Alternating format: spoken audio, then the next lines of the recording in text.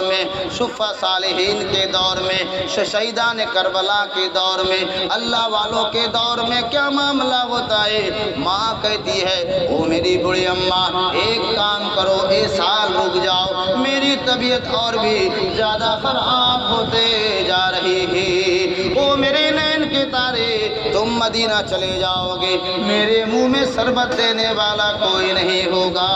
اب دوسرے سال بھی ماں سمجھا لیتی ہے، اس کا لڑکا رک جاتا ہے، لیکن دوسرا سال ہو کے پھر تیسرا سال حج کا قریب آتا ہے۔ کہہ دو سبحان اللہ۔ اب دیکھو اللہ کا منظر دیکھو، اللہ کا مدد دیکھو، اللہ کا کرشمہ دیکھو، تیسرا سال حج کا مہینہ قریب آتا ہے، امی جان کے پاس جاتا ہے، دل میں تو سوچ لیا میری ماں تو مرے گی نہیں اور ہم کو حج کرنے دے گی نہیں، یہ سال میری ماں میری بات کو مانے یا نہ مانے، ہم کو بات بولے یا نہ بولے، ہم کو رکائے تو رکوں گا نہیں، میں میری ماں بولے گی تو میں مانوں گا نہیں۔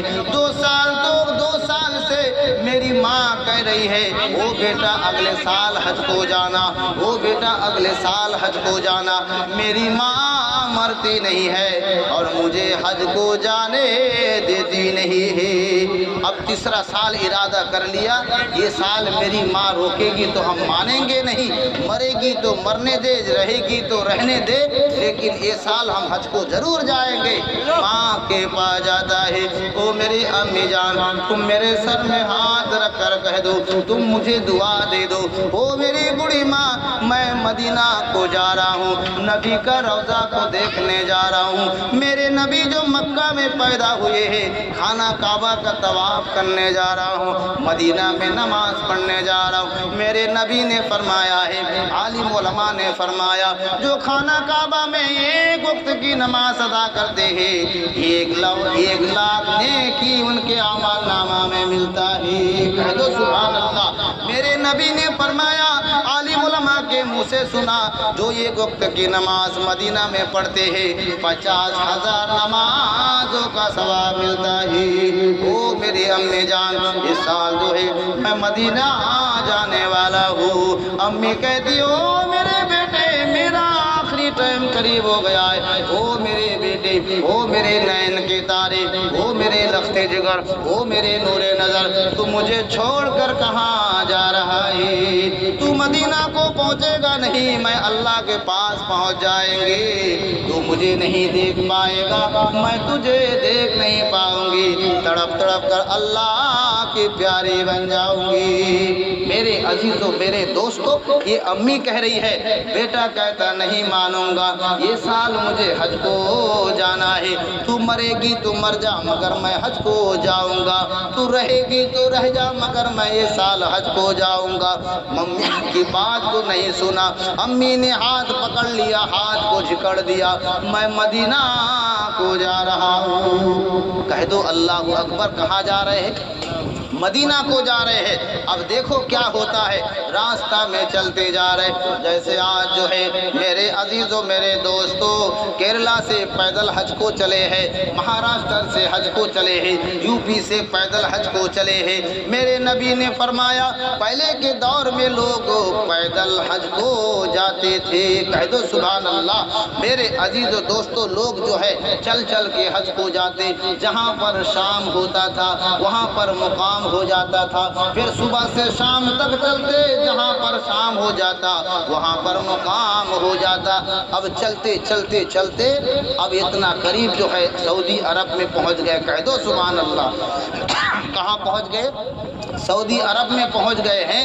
اب ایک مسجد میں ٹھہرے ہیں، رات میں وہاں رکے ہیں، صبح سے لے کے دوپہر تک مکہ پہنچ جائیں گے۔ کہہ دو الحمدللہ۔ اس رات میں ٹھہرے ہوئے ہیں، اللہ کی گنگان گا رہے ہیں، اللہ کی عبادت کر رہے ہیں، اللہ کے ساتھ رجوع ہو رہے ہیں۔ اے اللہ تیرے دربار میں لاکھ لاکھ شکر ہے، تیرے دربار میں کروڑ کروڑ احسان ہے۔ اے اللہ تیرا رحم ہے، تیرا کرم ہے، تیرا مدد ہے۔ اے اللہ میں اپنے انڈیا سے چھوڑ کر کے سعودی عرب کو آ گیا۔ صبح سے چل کے میں دوپہر کو خانہ کعبہ کو اپنی آنکھ سے دیکھ لوں گا، مدینہ کو پھر وہاں سے چل دوں گا، پھر وہاں سے مینا عرفات کو چل دوں گا۔ جس رات میں جو مسجد میں ٹھہرے تھے وہ مسجد کے سائٹ میں ایک چور آیا چوری کرنے، اور چوری کر کے مسجد کا دیوار سے مسجد میں اندر آیا۔ اب دیکھو کیا ہوتا ہے، چور جو ہے مسجد کے سائٹ کا گھر کو چوری کیا، چوری کر کے مسجد کا دیوار سے مسجد میں اندر آیا، مسجد میں اندر سے دوسرا راستہ سے دوسرا دیوار پار کر کے وہ مسجد سے باہر نکل جاتے ہیں۔ جس کا گھر چور چوری ہوا وہ بھاگتے بھاگتے دوڑے دوڑے، چور تو چوری گیا مگر گیا کدھر؟ کہاں گیا؟ پکڑو پکڑو، کدھر گیا؟ پکڑو پکڑو، اور آ کر دیکھتے کیا ہے، یہ نماز پڑھ رہے ہیں۔ کیا ہوا؟ یہ نماز پڑھ رہے ہیں۔ تو جس کا گھر چوری ہوا وہ کہتا ہے دیکھو دیکھو، لوگوں کو ٹوپی پہناتا ہے، آدمی گھر کو چوری بھی کرتا ہے اور یہاں نماز بھی پڑھتا ہے۔ اب دیکھو ان کو جو ہے مسجد سے باہر نکالا گیا، پکڑ کے باہر لایا گیا۔ لانے کے بعد سعودی عرب کا حکم ہے کسی کا ناجائز کام میں ہاتھ ڈالو تو ہاتھ کاٹ لے۔ میرے عزیزو دوستو، وہاں کا قانون ہے، قرآن میں بھی آیت ہے، وَكَتَبْنَا عَلَيْهِمْ فِيهَا أَنَّ النَّفْسَ بِالنَّفْسِ وَالْعَيْنَ بِالْعَيْنِ وَالْأَنْفَ بِالْأَنْفِ وَالْأُذْنِ بِالْأُذْنِ۔ میرے عزیز دوستو، 8واں پارے میں آیت ہے، ہاتھ کے بدلے میں ہاتھ، ناک کے بدلے میں ناک، دانت کے بدلے میں دانت، ایک غصہ مارو تو ایک غصہ کا بدل۔ میرے عزیزو میرے دوستو، ان کو مسجد سے باہر لایا گیا۔ لانے کے بعد سعودی حکومت نے اعلان کر دیا ہے ان کا دونوں ہاتھ کو کاٹ دو۔ کیا کیے؟ سعودی حکومت نے فیصلہ کر دیا جب چوری کیا ہے وہ نمازی ہو یا کوئی بھی ہو، اس کا دونوں ہاتھ کاٹ دو، دونوں پیر کو کاٹ دو۔ یہ پیر سے چل کے چوری کرنے گیا تھا، یہ پیر کو کاٹ دو۔ یہ دونوں ہاتھ سے سامان کو اٹھایا، دونوں ہاتھ کو کاٹ دو۔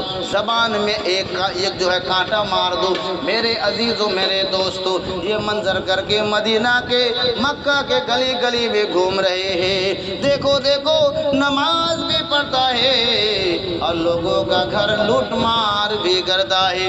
دیکھو دیکھو، نماز بھی پڑھتے ہیں، لوگوں کو دھوکہ بھی دیتے ہیں۔ اب پورا گھر گھر میں گلی گلی میں جو ہے ان کو گھما رہے ہیں، ان کی بے عزتی کر رہے۔ ایک اللہ والے ادھر سے آ رہے، ان کے سن کو رکا کر کہا دیکھیے دیکھیے، آپ تو اللہ والے اللہ کے دوست ہیں، دیکھو یہ بھی جو ہے سنت لباس والے ہیں، دیکھو ان کا داڑھی بھی ہے، ان کا ٹوپی بھی ہے، لیکن پھر بھی گھر آدمی کا لوٹتا ہے اور اللہ کے سامنے نماز پڑھتا ہے۔ تو اللہ والوں نے کہا میرے بھائی، یہ بات تمہارے سمجھ کی بات نہیں ہے، یہ تمہاری دماغ کی بات نہیں ہے۔ ارے چور تو یہ نہیں ہے، چور تو چوری کر کے نکل گیا ہے۔ ان کا ہاتھ پیر جو کٹا ہے ماں کے بد دعا کے وجہ سے کٹا ہے۔